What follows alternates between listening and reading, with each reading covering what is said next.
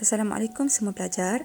Hari ini cikgu akan meneruskan dengan topik 3.2 teknologi digital dalam pemasaran. Dalam topik ini, cikgu bahagikan kepada 3 subtopik yang kita akan sentuh hari ini, iaitu yang pertama, definisi teknologi digital, yang kedua, konsep keusahawanan digital, dan yang ketiga, platform teknologi digital dalam pemasaran. Untuk subtopik yang pertama iaitu definisi teknologi digital. Teknologi digital sebenarnya merujuk kepada alatan elektronik, sistem, peranti dan sumber yang boleh menjanakan, menyimpan atau memproses data. Contoh teknologi digital pada masa ini ialah media sosial, permainan dalam talian, multimedia dan juga telefon pintar.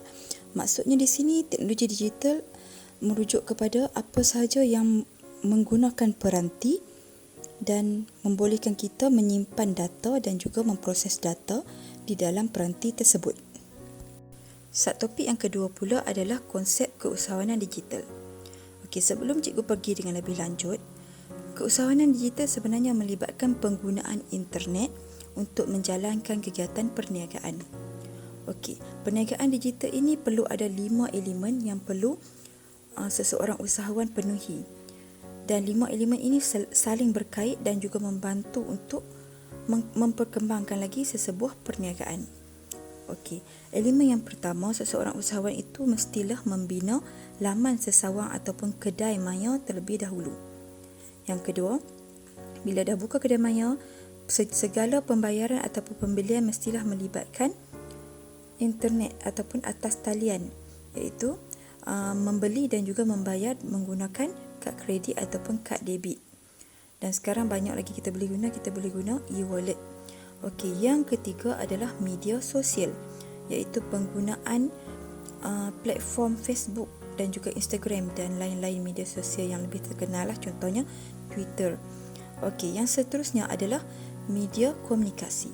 Bila dah ada media sosial, kita boleh gunakan media sosial tersebut untuk berkomunikasi dengan pelanggan, iaitu penggunaan messenger dalam Facebook, WhatsApp dan juga email. Dan yang terakhir adalah marketplace. Marketplace ni bertujuan untuk memperkembangkan lagi perniagaan. Sebab kita tahu Facebook, media sosial, contohnya Facebook dan Instagram ni terhad untuk orang yang kita kenali sahaja. Tapi marketplace dia lebih besar, dia lebih luas untuk orang-orang ataupun pelanggan-pelanggan di luar daripada kenalan kita. Okey, berpandukan raja, kamu boleh lihat bagaimana kelima-lima elemen ini saling berkaitan dan perlu digunakan oleh seseorang usahawan dalam perniagaan digital. Contohnya melalui pembinaan laman sesawang, kita perlu menggunakan internet, menggunakan pangkalan data, memasukkan data dan juga maklumat.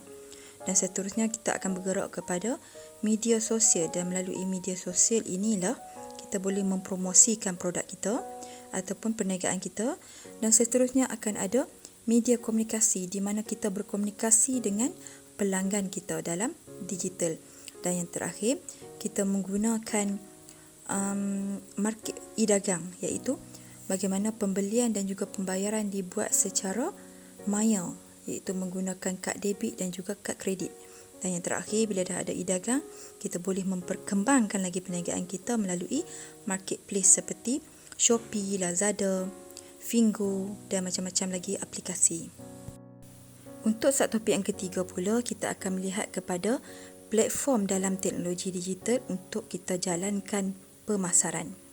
4 pilar, iaitu promosi, price, macam mana kita bawa harga tu kepada pengguna, dan kita ada juga produk yang mana kita pamerkan kepada pengguna secara digital.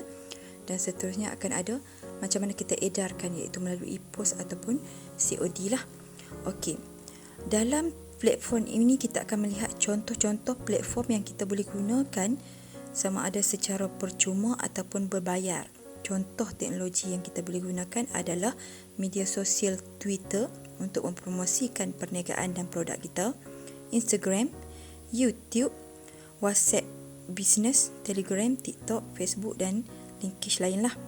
Okey, untuk WhatsApp Business ni, kalau kamu boleh perasan, ada beberapa peniaga yang contohnya dekat profilnya, bila kita buka namanya, kita tak mesej dia pun, kita dah boleh tengok apa yang dia jual dan tawarkan di kedainya. Kesimpulannya untuk hari ini kelas, kita dah sentuh 3 subtopik dalam teknologi digital ini, iaitu yang pertama kita dah tengok definisi teknologi digital, iaitu alat elektronik ataupun peranti yang mempunyai data, menjanakan data dan juga pangkalan data untuk kita menjalankan perniagaan secara digital. Yang kedua, kita dah tengok 5 elemen asas dalam keusahawanan digital, iaitu laman sesawang, media sosial, media komunikasi, e-dagang dan juga marketplace. Okey, yang ketiga kita dah tengok jenis-jenis media sosial yang kita boleh gunakan secara percuma dan juga berbayar kerana nak lebih eksklusif lah. Yang maksudnya sekarang kita dah mengikut teknologi, perubahan teknologi. Kita tak lagi guna TV yang mungkin kadang-kadang remaja tak tengok. Maksudnya golongan pelanggan kita tak tengok pun. Padahal kena guna kos yang banyak. Jadi media sosial ini boleh digunakan untuk keusahawanan digital. Okey, itu saja. Sekian, terima kasih.